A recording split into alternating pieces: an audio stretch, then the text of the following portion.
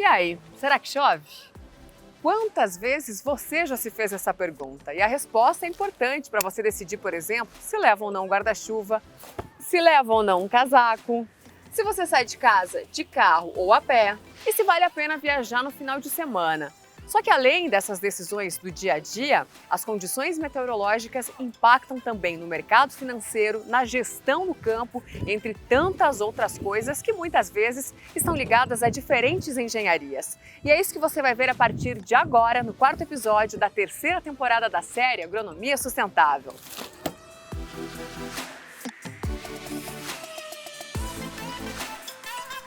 Você acompanha a previsão do tempo? Sim, todos os dias. Sim, super. A gente está na rua, né, o dia inteiro. Um pouquinho sim. Eu acompanho mais quando eu preciso sair para algum lugar e eu me preparo para saber se eu preciso me agasalhar, para saber se vai esfriar. Eu costumo me basear nas decisões que eu vou tomar na previsão. Eu costumo acompanhar justamente para um dia de chuva, fazer algo diferente, ou levar uma blusa reserva num dia que tem previsão para esfriar.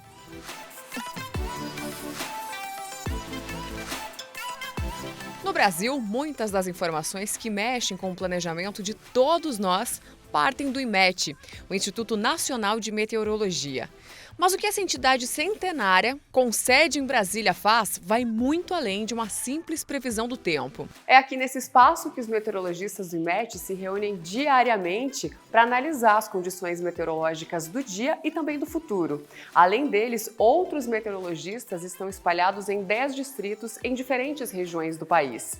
E as análises que são feitas a partir do trabalho deles servem como uma importante referência para os mais variados tipos de tomadas de decisão.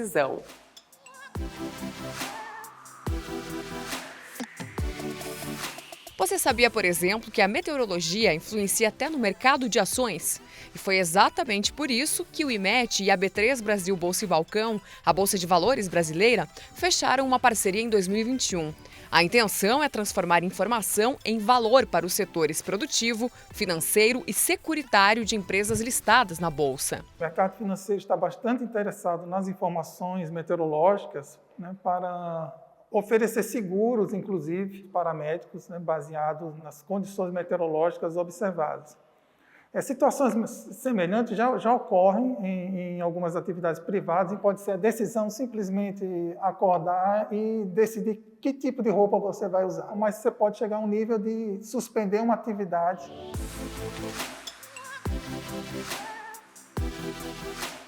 O IMET representa o Brasil junto à Organização Meteorológica Mundial e é ligado ao Ministério da Agricultura, Pecuária e Abastecimento. Quando necessário, o Instituto emite alertas meteorológicos que servem muitas vezes como um aliado da Defesa Civil em desastres naturais. Tudo com a ajuda de um supercomputador instalado na sede do IMET em Brasília em 2012. E meteorologista pode errar? Até pode, mas o fato é que ele vem acertando cada vez mais. Se nos anos 80 o nível de acerto excelente era em torno de 70%, hoje nós não admitimos, nos preocupamos quando não conseguimos atingir pelo menos 90%. Então, o nível de acerto de previsão hoje, de tempo, até 48 horas, o serviço do IMET gira em torno de entre 90% a 95% de acerto.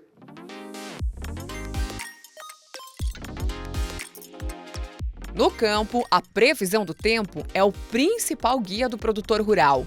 Uma piadinha que nós brincamos aqui muito, que o produtor rural é o cara que mais reza. Ele reza para chover para plantar, depois reza para não chover muito, para não perder. E quando está colhendo, se vem chuva, ele reza para não chover mesmo. E reza para achar o comprador ainda. E para não precisar contar tanto com a ajuda divina, o seu Ivo e outros produtores de Mogi das Cruzes, no interior de São Paulo, vão receber em breve uma nova estação meteorológica na região. A esperança do seu Ivo é evitar grandes perdas na propriedade de hortaliças de 7.000 metros quadrados, que na safra atual chegaram a 90% justamente por causa das intempéries.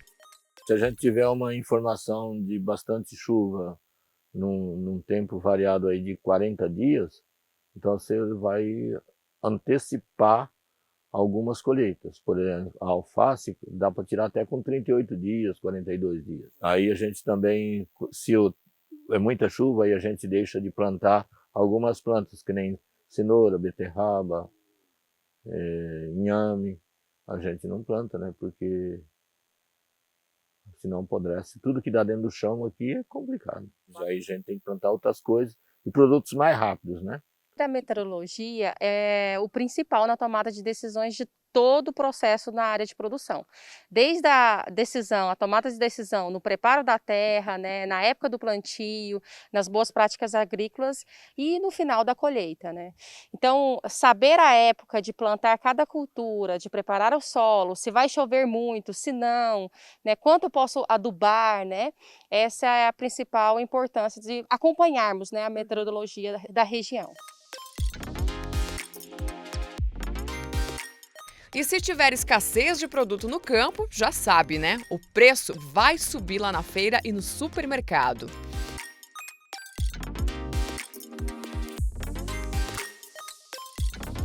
Outro ponto importante no meio desse cenário é a irrigação, pensando sempre na otimização dos recursos hídricos. Nós somos a região do Alto Tietê, nós estamos dentro da lei de mananciais, então nós temos muita água aí, né, fluentes de água, e a importância de usar a água sustentável, pensando no meio ambiente, pensando não somente na produção, mas a água é para todos, né?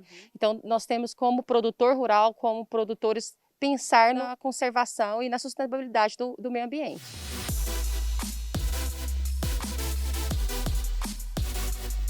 Depois do intervalo, você vai ver o quanto que as condições do tempo influenciam no setor aéreo, na construção civil e nas rodovias. Nós já voltamos.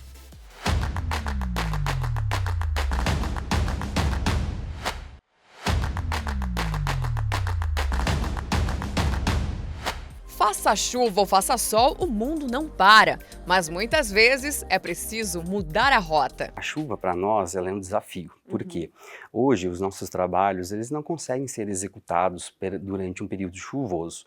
Então hoje os coordenadores que são responsáveis pela dinâmica dessas atividades, eles conferem dia a dia, hora a hora, a programação, a previsão dessas chuvas. Nós temos alguns aplicativos que monitoram todo o tempo do estado de São Paulo para que a gente consiga otimizar os nossos recursos e alocá-los da melhor maneira possível, tentando desviá-los da chuva, sabe? A gente trabalha assim, sempre ligados na meteorologia, porque é o nosso carro-chefe.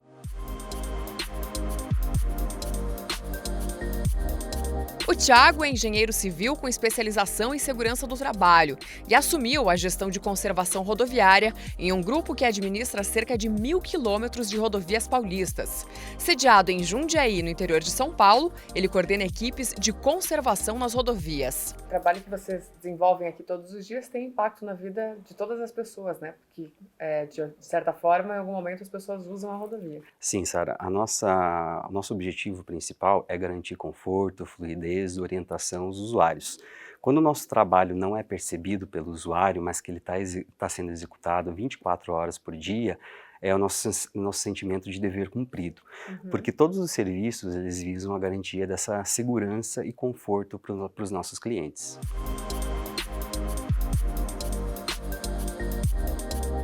Começar uma obra requer muito planejamento e o acompanhamento de diversos fatores, incluindo as condições climáticas, seja para trocar o telhado, pintar uma fachada do prédio ou mesmo esperar um sonho virar realidade. Maurício conhece bem isso.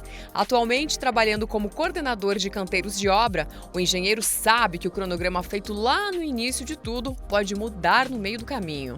O cronograma é a principal ferramenta de planejamento do engenheiro. Então ele deve ser elaborado já se prevendo esses eventos que podem acontecer. Ele tem que prever esses eventos no cronograma para que na hora que for executar a obra ele já prevê um atraso por conta de chuva ou por conta de vento ou algum outro evento que pode também ocorrer. O clima é muito responsável por atrasos de obra. Aliás, acho que é uma das principais causas para o atraso da obra, o não cumprimento do cronograma. Então isso deve ser previsto. É lógico que o engenheiro, ele não deve, pelo menos, um bom engenheiro, um prudente, não vai prever um início de fundação aqui em São Paulo para o mês de janeiro. Ou o movimento de terra, fazer uma terraplanagem nesse período, é muito mais difícil. Ele vai ter dificuldades muito maiores. Então, a ideia é que esse planejamento entenda a obra e já faça toda a previsão para que os trabalhos corram da melhor condição possível, com o menor custo possível.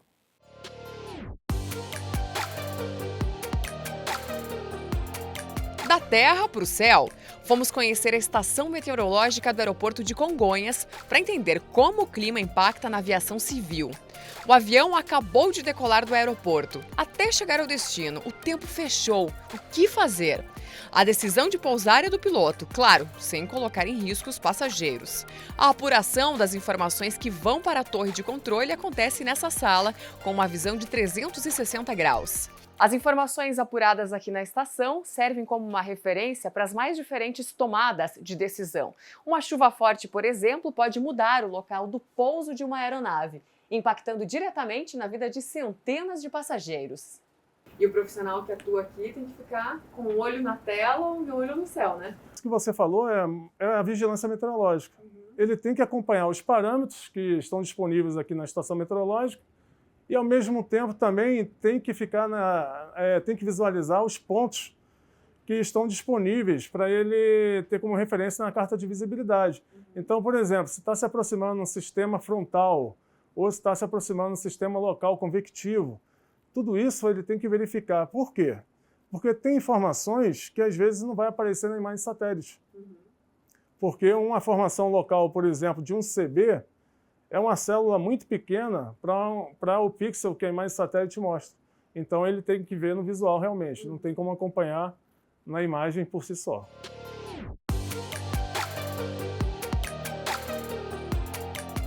Voltando à terra, outra profissão muito importante quando se trata do clima é do agrometeorologista.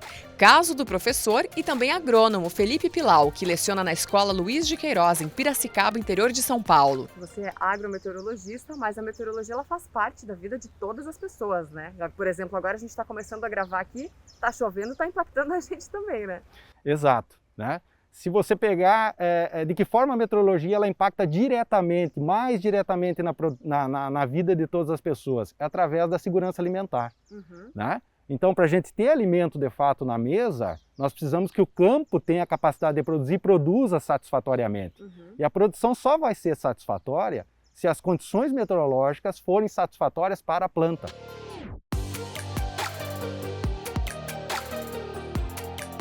Conversamos também com outro agrometeorologista a mais de 1.500 quilômetros dali.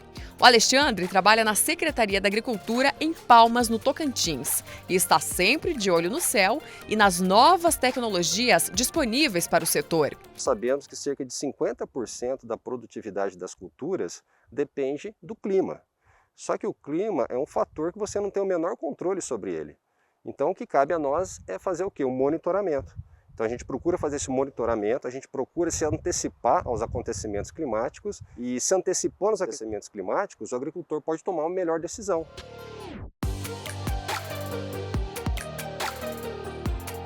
Todas as informações coletadas pela equipe do Alexandre são enviadas via satélite para a sede do IMET na capital federal, que foi onde nós começamos o episódio de hoje.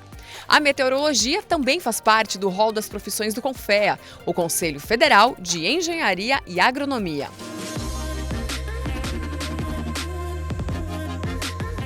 No próximo episódio da série, você vai ver a atuação de engenheiros, agrônomos e de outros profissionais no cooperativismo paranaense. Até lá!